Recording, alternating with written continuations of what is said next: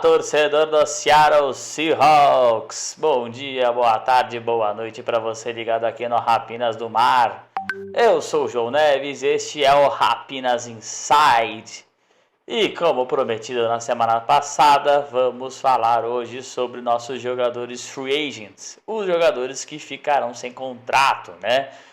Fazendo parte numa pequena série sobre grandes decisões que Seattle pode tomar. Na semana passada, a gente falou sobre alguns contratos, alguns jogadores que podem ter seus contratos cortados, rescindidos ou reestruturados, que abririam bastante espaços no cap, né? Você pode olhar aqui vou deixar aqui em cima na descrição e também no cardzinho para vocês poderem depois acessarem o vídeo da semana passada para quem não assistiu ainda, beleza? Então vamos lá.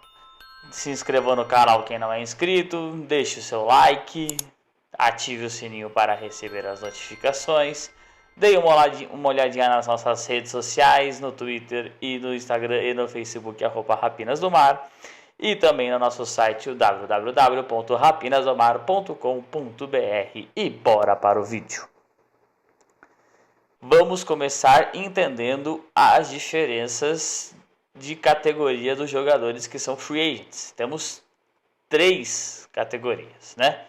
Temos os jogadores que são os exclusivos restricted free agents, que já são jogadores que têm direitos exclusivos, né? Esses são mais simples de renovar. Por quê?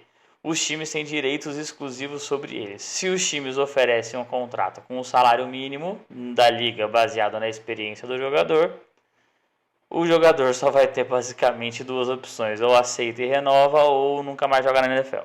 Basicamente isso, né? Aí se o time não quiser fazer nenhuma oferta, ele vira agente livre oficialmente, né? A gente tem alguns jogadores nessa categoria, eu vou falar já já. Depois dos exclusivos restricted, a gente tem os RFA, que são os Restricted Free Agent, ou agente livre restrito em português, né? Essa é um pouco mais difícil de entender. Vamos lá. O time original de um jogador, e esse jogador tendo 3 ou menos temporadas aferidas, tem que mostrar a intenção de um novo contrato, né? Colocar uma tender no jogador dizendo que quer talvez renovar o contrato com esse jogador. Se o time não mostrar, o jogador vira o unrestricted free agent, que eu vou falar já já. Mostrando a intenção, colocando essa tender, o time original tem o poder de igualar propostas futuras feitas por outros times. Se for igualada, o jogador fica, né? Por exemplo, o time A coloca a tender num jogador X, o time B faz uma proposta de 3 milhões por ano para esse jogador, o time A tem a opção de igualar a proposta de 3 milhões para esse jogador. Se igualar, esse jogador fica no time A. Se não for igualada, o jogador vai para o time B, e o time B dará uma escolha de draft para o time A em função do valor da tender original. Beleza? Deu para entender? Acho que sim, né? Os Restricted Free Agents não é tão comum, né? A gente tem no caso só 2 jogadores nessa categoria. A grande maioria dos jogadores está na Unrestricted Free Agents, que são os agentes livres e restritos, né? Que esses são literalmente os agentes livres, que podem negociar com quem quiser, desde que tenham mais que 4 temporadas aferidas com o seu time original. O que seriam temporadas aferidas? São o número de temporadas nas quais os jogadores jogam pelo menos 6 jogos. Que tenham pelo menos 6 jogos na lista de ativos ou inativos da franquia, mesmo que seja na Injury Reserve ou na Pup List, né? Que são os jogadores que são inaptos para o jogo. Beleza? Vamos agora aos nossos jogadores que são free agents para essa temporada. Começando com os que são de direitos exclusivos. Mike Adams, jogador de linha defensiva. Joshua Ondiogo, que é um edge. O McClendon Kurtz, que é offensive guard. O Hakeem O'Neal, que é offensive tackle. E o Bradley Russell, que é tight end. São jogadores ali que basicamente compuseram o elenco nessa temporada, né? São todos valores muito baixos. Se esses valores continuarem baixos, como são para compor elenco, eu acho que Seattle pode renovar com todos eles, né? Mas não esperei muito de nenhum deles. Vamos agora para os jogadores que são agentes livres, mas são restritos, né? Que é o que Seattle pode colocar a tender e receber e poder igualar a proposta ou receber uma pique compensatória caso ele vá para outro time. No caso, nós temos dois: Darrell Taylor, edge, e o Mike Jackson, o cornerback. No caso de Taylor, Seattle poderia ter trocado ele, né? Mas não trocou. Acho que Seattle deve colocar a tender nele, né? Se conseguir um valor baixo, se algum time fizer a proposta ou ninguém fizer a proposta e Seattle conseguir renovar por um valor baixo, seria legal manter, né? Se não, acho que aí, porque ele ajuda ali no compor elenco, entra bastante na rotação. Se não, deixa embora, pega a pique compensatória e vida que segue. Lembrando que ele só é agente restrito porque ele perdeu a primeira temporada por lesão e só tem 3 temporadas aferidas. O outro que eu falei é o Mike Jackson, ele é cornerback. Ele não é titular, né? Mas entrou alguns jogos ali, no lugar principalmente do Tarek Woolen, que estava com problema no ombro. Dá para o gasto como reserva. Se for baratinho, dá para ficar. Continuando aqui agora com a maioria, que são os agentes livres e restritos. Se Seattle não quiser renovar ou eles não quiserem renovar com Seattle, podem assinar com qualquer time. Começando com Drew Lock, o quarterback reserva. Jogou alguns jogos essa temporada no lugar do Dino. Na minha humilde opinião, eu não renovaria com ele. Por quê? Porque eu acho que Seattle tinha que ir atrás de um QB no draft, mesmo que seja em rodadas mais baixas. Mantém o Dino nessa temporada, drafta um QB para ir treinando e preparando ele, e aí você não precisa do Locke como um QB substituto, né? DJ Dallas, running back, era o running back terceiro essa temporada e também um dos retornadores principais, mas nunca fez nada demais em nenhuma das funções, então já vai tarde, running back terceiro você arruma no draft, e, né? Até em posições mais baixas. Kobe Parkinson, tight end. Importante trazer de volta. Seattle tem 2 tight ends que são free agent, a gente vai falar do outro já já.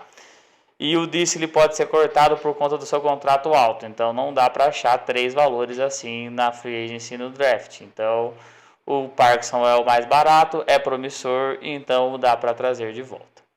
Noah Fant é o outro tight end, né? Ele é uma escolha de primeira rodada, ele veio na troca do Russell Wilson e por ser primeira rodada ele deve ser mais caro e não jogou tanto para valer o preço não, então vamos embora, né? Tchau, deixa eu seguir em frente.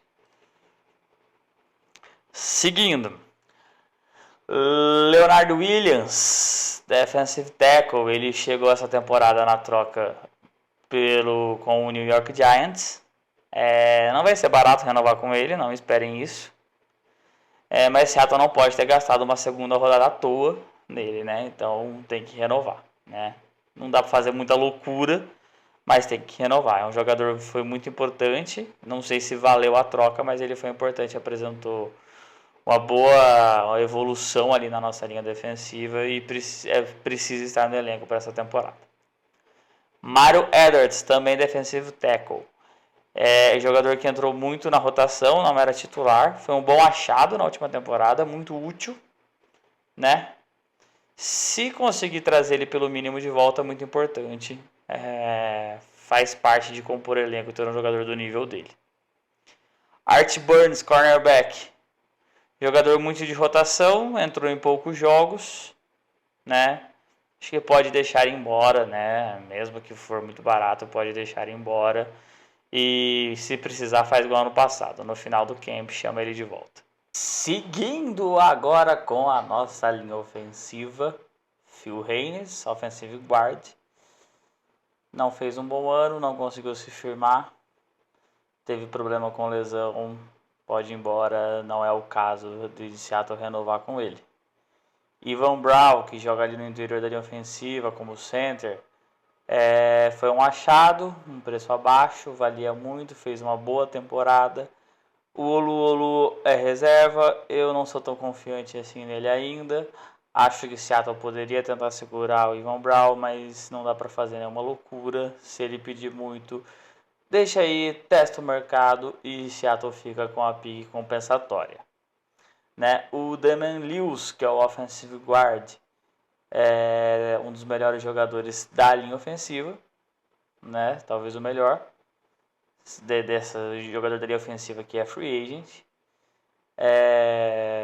Eu acho que uma das prioridades que Seattle tem que ter na renovação ali, eu acho que Seattle tem que fazer um esforço aí para tentar manter ele, né? E por último desses linha ofensiva, o Jason Peters, que é o offensive tackle, já está chegando aí na fila do INSS na hora de aposentar e vai com Deus também. Indo agora para os últimos na nossa lista, né? Bob Wagner, nosso querido e amado linebacker, talvez o jogador mais querido, o nosso maior ídolo do atual elenco, né? E com certeza o maior ídolo dessa lista aqui. Ele provavelmente quer jogar mais uma temporada, ele adora Seattle, né? Acho que Seattle adora ele também, ele quer quebrar recordes, possivelmente recorde de tackles da NFL. Fez um bom ano no jogo corrido, né? Continua parando muito bem o jogo corrido, bom trabalho de tackles, sofreu muito no jogo aéreo, foi muito explorado, principalmente as suas costas, né? Quem via os textos, os cortes aqui do Rapinas do Mar, do Alexandre, pós-jogo, via que toda semana tinha essas observações, ele está sofrendo com as costas dele no jogo aéreo, né? Eu não vejo ele se encaixando tanto assim no estilo do Mike McDonald, né? Que precisa de jogadores com maior imposição física e com talvez uma maior versatilidade que hoje o Bob Wagner não representa mais. Então não sei se o próprio McDonald vai querer tanto esforço para renovar com ele, né? Por ser mais veterano, ele também não é tão barato, né? Se ele aceitar reduzir um pouco o salário, fazer um contrato bom aí que não pese no cap, eu acho que poderia renovar. Apesar de tudo que eu falei. Se não, se ele quiser pedir demais, aí não tem como. E aí deixa embora.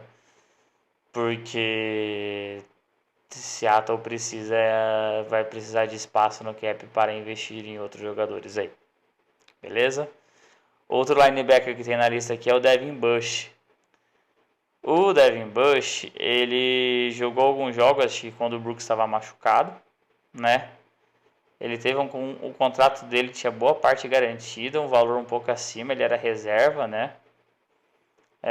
E por ser reserva e por não ser tão barato, dá para achar alguém no draft ou na free agency como reforço. Acho que dá para deixar seguir e usamos o dinheiro dele para investir em outros jogadores.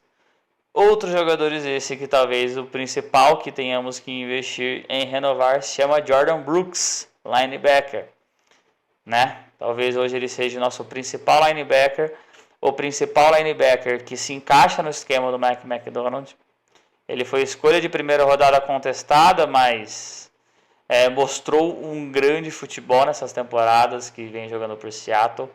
Se recuperou da lesão de cruzado, que não foi fácil na última temporada, absurdamente bem.